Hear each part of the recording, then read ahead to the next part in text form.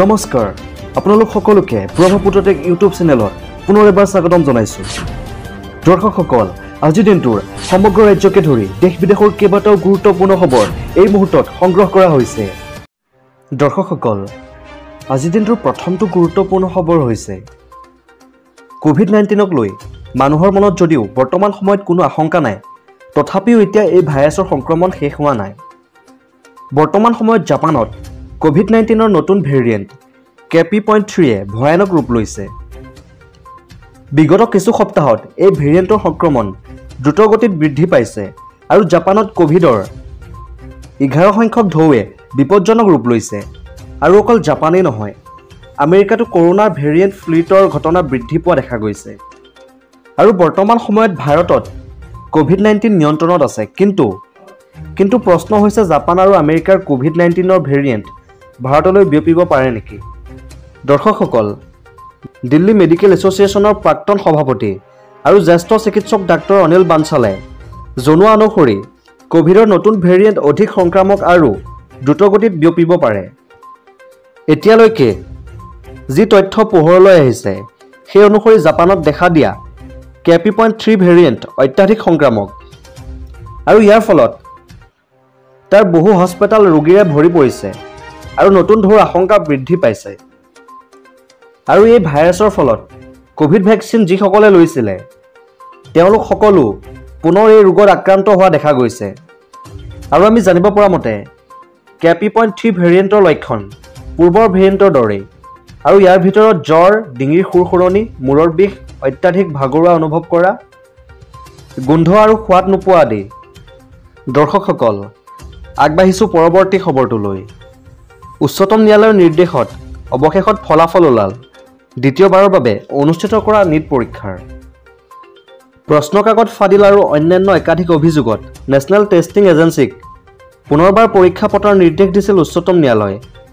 এই নিৰ্দেশৰ আধাৰতে পতা দ্বিতীয়বাৰৰ পৰীক্ষাত হাৰিয়ানাৰ বাহাদুৰগড়ৰ হৰদয়াল পাব্লিক স্কুলৰ পৰীক্ষাৰ্থীয়ে প্ৰথমটো নীট পৰীক্ষাৰ ফলাফল বেমেজালি আছিলে।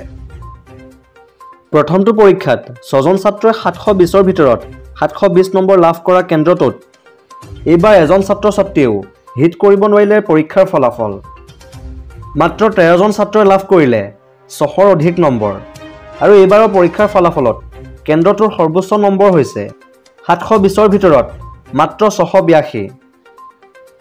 লোকসভা নিৰ্বাচনৰ ফলাফলৰ মাজতে ঘোষণা কৰা নীট পৰীক্ষাৰ প্ৰথমটো পৰীক্ষাত গ্ৰেছ মাৰ্ক পাইছিল 1563 গৰাকী পৰীক্ষাৰ্থীয়ে। উচ্চতম ন্যায়ালয়ে গ্ৰেছ মাৰ্ক বাতিলৰ নিৰ্দেশ দিয়াৰ পাছতে পুনৰ এবাৰ অনুষ্ঠিত হোৱা পৰীক্ষাত অৱতীৰ্ণ হৈছিল কেৱল 800 গৰাকী পৰীক্ষাৰ্থী। আৰু প্ৰথমবাৰৰ গ্ৰেছ মাৰ্ক পোৱা 763 গৰাকী পৰীক্ষাৰ্থীয়ে নিদিলে পুনৰ এবাৰ অনুষ্ঠিত হোৱা নীট পৰীক্ষা।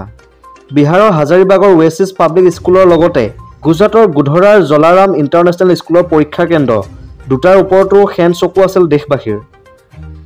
প্ৰশ্নকাকত ফাদিলৰ অভিযোগত গ্ৰেপ্তাৰ হৈছে বিহাৰৰ হাজাৰিবাগৰ ওৱেচিছ পাব্লিক স্কুলৰ অধ্যক্ষ। আৰু এই কেন্দ্ৰটোৰ পৰা নীটৰ দ্বিতীয়টো পৰীক্ষাত বহিছিলে 700 গৰাকী ছাত্ৰ-ছাত্ৰী।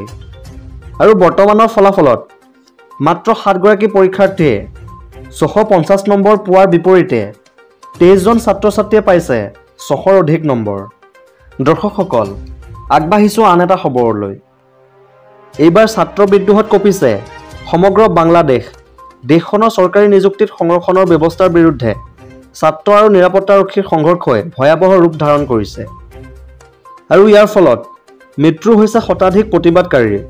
আৰু এই সংঘৰ্ষৰ ৰূপ ইমানেই ভয়ংকৰ হৈ পৰিছে যে প্ৰতিবাদকাৰীয়ে জ্বলাই দিছে কাৰাগাৰ।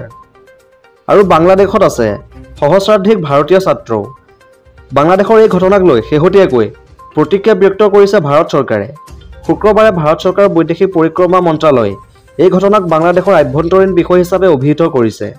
লগতে ভাৰত চৰকাৰৰ বৈদেশিক পৰিক্ৰমা মন্ত্ৰালয়ে কয় যে ইতিমধ্যে ভাৰত চৰকাৰৰ তৰফৰ পৰা বাংলাদেশত থকা ভাৰতীয়সকলক সহায়ৰ বাবে যাৱতীয় সকলো ব্যৱস্থা গ্ৰহণ কৰিছে। ভাৰত চৰকাৰৰ বৈদেশিক পৰিক্ৰমা মন্ত্ৰালয়ে ইতিমধ্যে তাত থকা 8500 ভাৰতীয় ছাত্ৰ আৰু 15000 ভাৰতীয় নাগৰিকৰ বাবে বিশেষ নিৰ্দেশনা জাৰি কৰি কয় যে বৈদেশিক পৰিক্ৰমা মন্ত্ৰালয়ে বাংলাদেশৰ স্থানীয় প্ৰশাসনৰ সৈতে প্ৰত্যক্ষ যোগাযোগত আছে আৰু প্ৰতিগৰাকী ভাৰতীয় নাগৰিকৰ সুৰক্ষাৰ বাবে নিশ্চিত কৰিবলৈ ব্যৱস্থা গ্ৰহণ কৰিছে। আৰু শেহতীয়া খবৰ অনুসৰি প্ৰতিবাদমুখৰ বাংলাদেশত থকা 40গৰাকী মেঘালয় নাগৰিক আৰু ইয়াৰ ভিতৰত বেছিভাগেই মেডিকেল পাঠ্যক্ৰমৰ ছাত্ৰ উদ্ধাৰ কৰা হৈছে আৰু তেওঁলোকে আগৰতলা হৈ ভাৰতত প্ৰৱেশ কৰি শ্বিলং অভিমুখে যাত্ৰা কৰিব বুলি জানিব পৰা গৈছে।